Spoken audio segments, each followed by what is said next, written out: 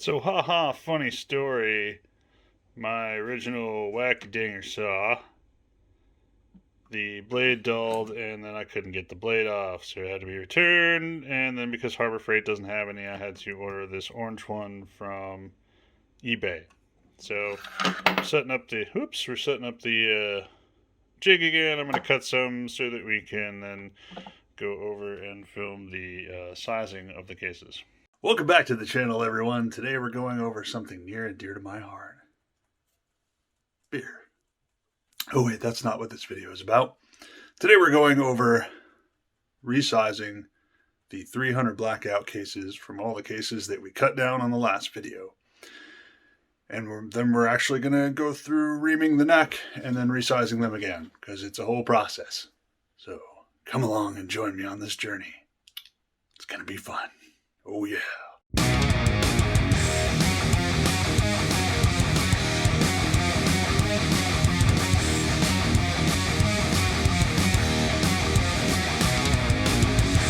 All right. So in my Dunkin' Donuts container of doom, I don't drink that. I like Black Rifle. A couple people in my family like Dunkin' though. Anyway, we've got all of our cases I cut last night. I cut a little over 400 of these last night. This is the second batch of cases I've cut. So we're working on a little over 1,000 cases so far I've cut down. So I'm going to show you guys how I size these now. You can see right now it's just a straight wall case. Looks like you put in a lever action gun or something. So we need to put a neck on these. And in order to do that, we're going to use a full length sizing die for 300 blackout. I've got the Hornady ones. But first, we have to lube these so they don't get stuck in the die. Everybody's got their own way to lube things. Some people like lanolin, whatever. I actually like this Hornady one-shot stuff. However, I do not like spraying this directly on the cases because it makes a mess. It goes everywhere. What I like to do is take the RCBS pad and not use their lube, but I just spray on a thin layer of the one-shot. And I just take a case at a time, kind of roll it across the top.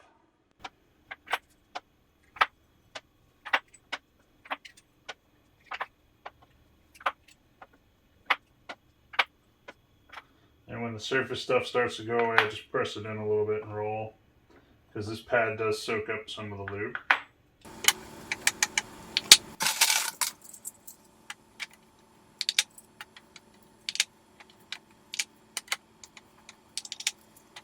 And this stuff takes about a minute to dry. That's why I line them up here in this little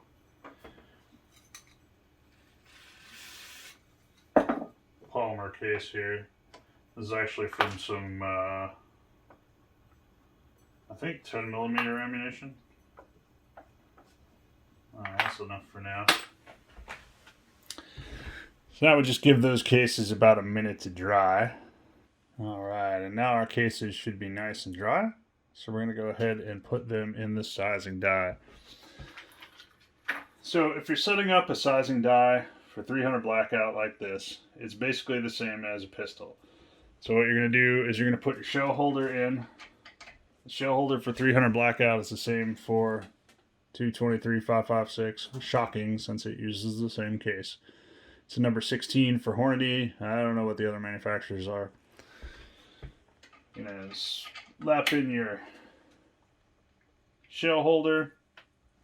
Now if you're on a press like this has to go in. I don't prime on the press, but this will make all of the primers go in this little bucket instead of on the floor. So I put that in there. And then you just run this all the way up and then thread in the sizing die until it touches this. And then lock it down with the collar. And again, this will screw all the way in with this has the expander ball on it for the mouth of the case, because there's no separate die for expanding with this. And then you just want to make sure this is out about 3/16 of an inch on the bottom for the depriming pin there, and then tighten everything down. I've already gone ahead and set this up ahead of time, so we're just going to get right to it. Not much to it actually. So it's magic. Take a 300 blackout straight wall case, Stick it in your shell holder. Make sure it's in there straight so it doesn't bang on the bottom of the die. Press it all the way up. Deprimes it. Pull it out.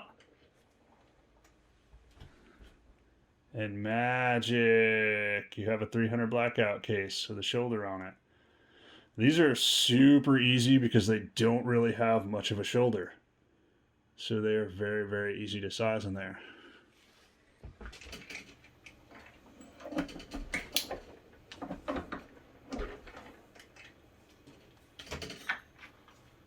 Normally I throw them in a bin for convenience because I'll do a lot more than 20 at a time. But we're just doing this for the video so you guys can see the process here.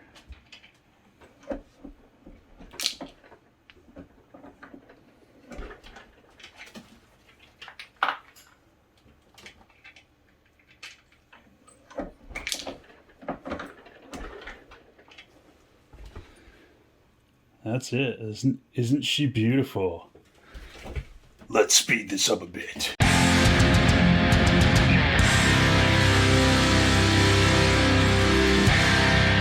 Alright, now I'm not just going to show you sizing in this video, because it would be super, super quick, because that's basically all you do.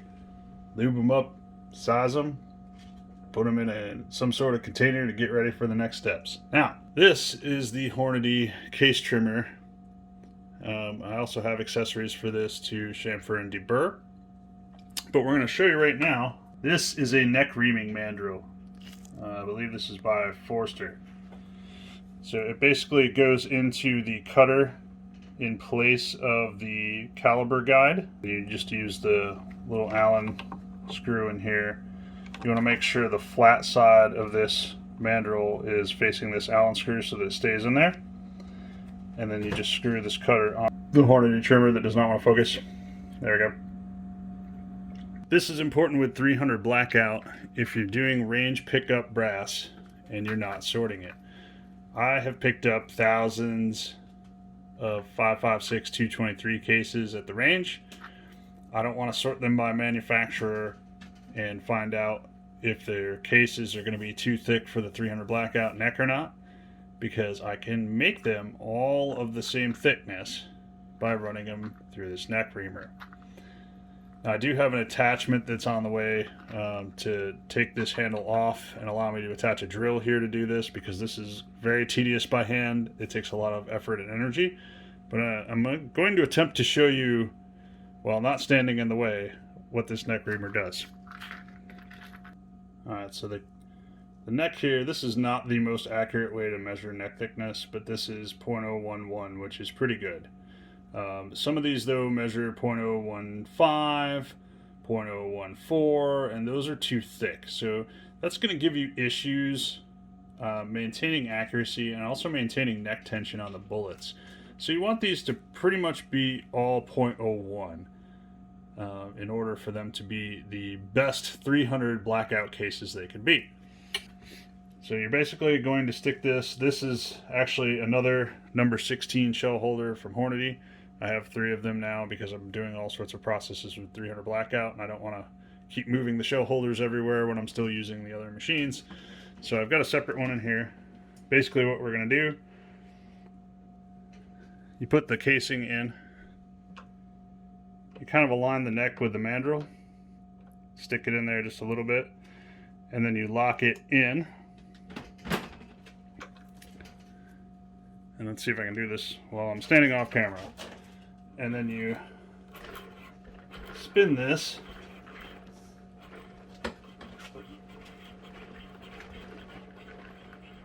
Which shakes my whole desk right now. Sorry, this is very difficult to do while I'm not standing. I'm normally standing where the camera is, and this is a little bit easier to do.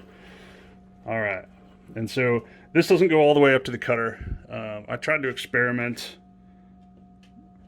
by trimming them and doing the neck mandrel at the same time, and that's just way too hard. So all we're doing right now is just reaming out the neck. Then I just spin it to pull it back out, unlock the casing, and then I tap it out because it's full of this fun brass powder. And you can see the inside of that neck now where it's been reamed out. And it's all shiny and new looking brass. Ooh. And if I go back and get my calipers and keep this in focus somehow,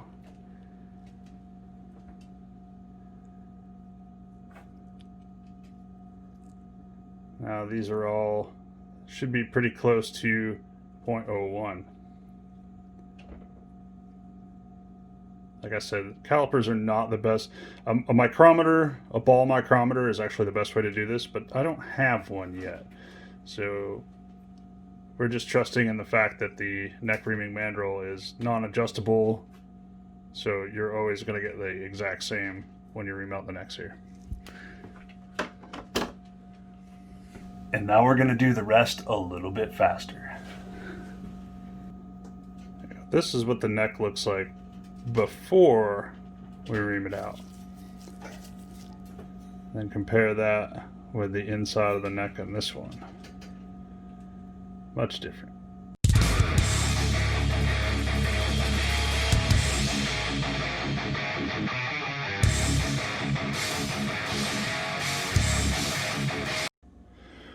Whew! I should mention, doing this by hand does take a fair bit of muscle to push this in and turn it.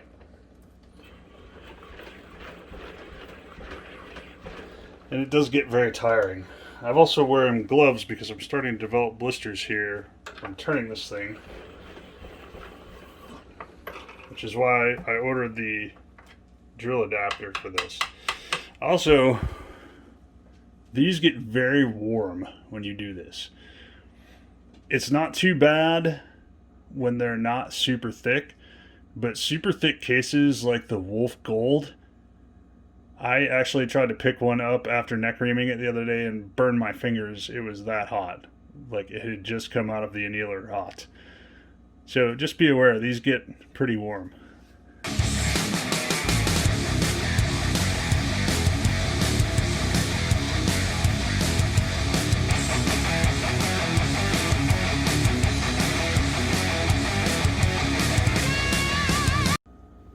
Okay, I'm actually sweating after only doing 20 cases. It takes a lot of muscle power. This is why I ordered the add-on so that I can use my cordless drill. The reason we're sizing this twice, so now that we've reamed out all the necks, we're going to take this back to the sizing die and we're going to full-length resize it again. Why is that? Well, as Forster puts it, there's the two ways to size the neck on a rifle case. And they take place at certain points in the process. One of them is before you size it, and that's the neck reaming that we're doing. And the other is after you size it, and that's neck turning, which I am not doing because that takes off material on the outside of the case. And I want to take the material off the inside of the case for the best fit and the most consistency.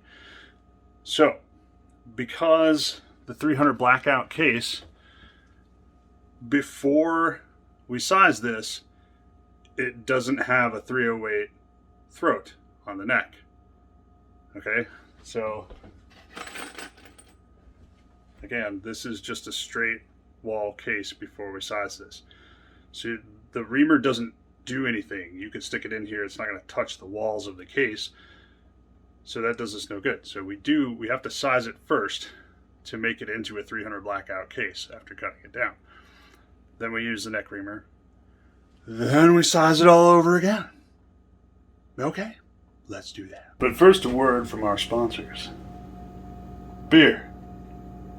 It's for people who like beer. And now back to our video.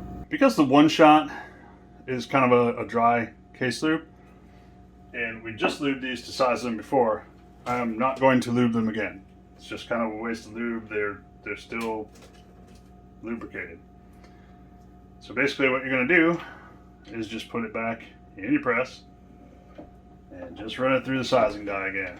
And this time it's super easy because the neck is thinner and you've already sized it, so you're not creating the shoulder, so it just works much easier.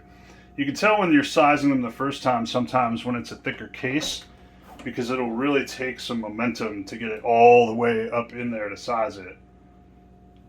And then the thinner cases don't take quite as much effort. But when you're doing this the second time, they really don't take all that much effort at all to get up in there.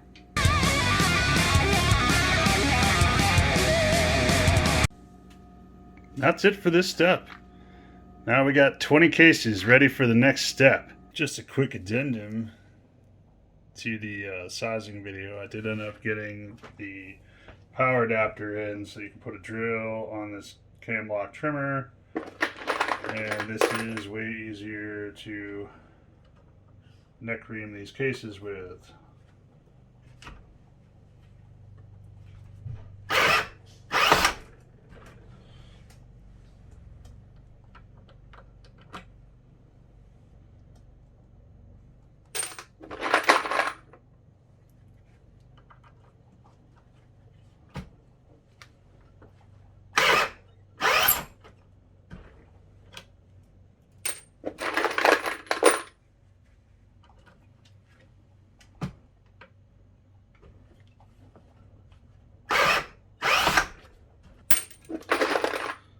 The one thing I've found is that you want this on the drill speed and the highest clutch speed that your drill offers. Otherwise it could start spinning this in the shell holder and mess up your case.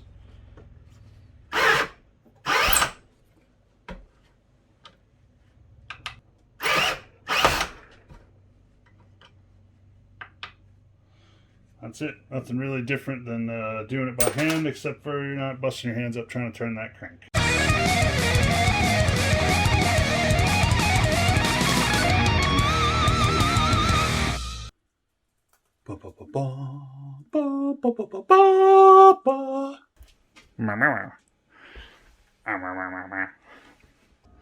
So,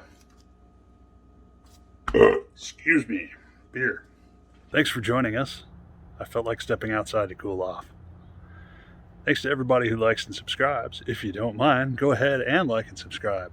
Guys, we're almost at 200 subscribers, which is double what I thought I was going to get for this year. So again, thank you everybody. Let's keep doing this. All right, folks. We'll see you here next time on 7 Star Tactical.